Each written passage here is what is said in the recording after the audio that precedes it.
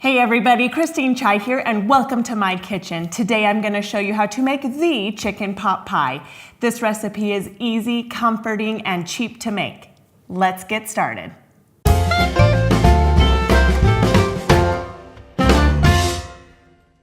Before we can make the pie, we need to make pie dough. Place 10 ounces of flour in a bowl. Slice up 7 ounces of cold butter and add that to the flour. Rub the flour and butter between your fingers, mixing until the butter is about the size of a pea. The butter, when melted, creates steam. The steam expands between the layers of dough, creating a flakier crust, therefore making it more delightful. Add 1 teaspoon of salt and about 3 ounces of cold water. I like to add ice cubes to my water to keep it cold. Using ice water helps the fat remain cold and solid, and the colder the fat when you put the pie into the oven, the greater the chance for flakiness.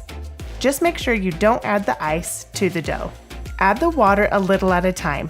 Mix and then add more water as needed. Keep adding water only until the flour forms a ball. Do not add too much water as this can make your dough tough. When your dough is combined, weigh it out. The bottom for a 9-inch pie should be about 8 to 10 ounces. The top should be about 6 to 8 ounces. Wrap them up in plastic wrap and place them in the fridge for at least 30 minutes. By chilling the dough before rolling it out, this allows the gluten strands time to settle down and relax.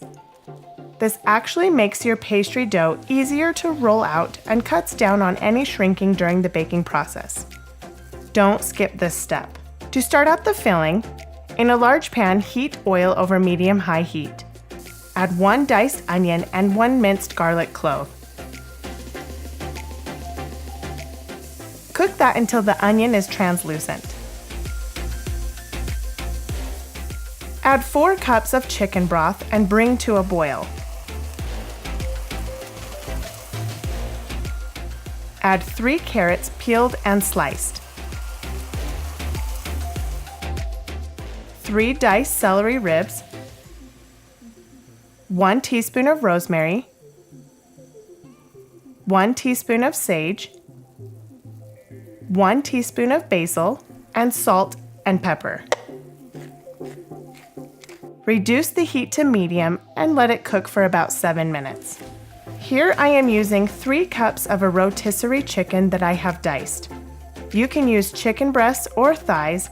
Just make sure it is cooked before adding to the filling. Feel free to use some of that leftover turkey from Thanksgiving in place of the chicken. Let that cook for about 3 minutes. In a separate bowl, mix 1 cup of water with half a cup of flour and mix well.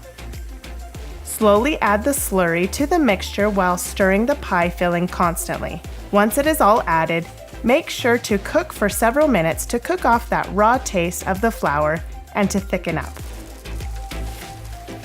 Add half a bag of frozen peas and mix well. Season with salt and pepper. Let your filling cool slightly before adding to the pie dough. Remove the pie dough from the fridge.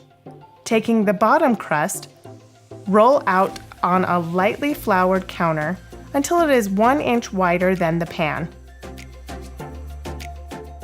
Roll the dough over the rolling pin to help transfer the dough. This helps to prevent stretching or holes getting in the dough. Using a fork, poke some holes into the dough. This helps the steam to escape while it is baking. If you don't do this, bubbles and pockets can form, making your pie cook unevenly. Add the filling to the pie. Roll out the top layer and place on top of the pie. Using kitchen scissors or a knife, trim the excess dough from the edges. Here I am doing an S shape around the pie, taking 2 fingers and making indents opposite of each other all the way around. Leave me a comment below telling me, do you make your own pie dough or do you buy pre-made dough? Brush the pie with an egg wash. This gives the pie extra flavor and a beautiful color on top. I got this pie dough recipe while I was in culinary school, and I use it for almost every pie I make. Slice the top of the pie with a knife. This allows the steam to escape without ruining your beautiful pie. Bake in a preheated 375-degree oven for 25 to 35 minutes. My family likes to eat this pie with a side of rice, fresh sliced tomatoes, and a little bit of soy sauce. Like always, you can find this recipe in the description below. Thanks for subscribing to my channel, so together we can strengthen our families through food. We will see you in the next video.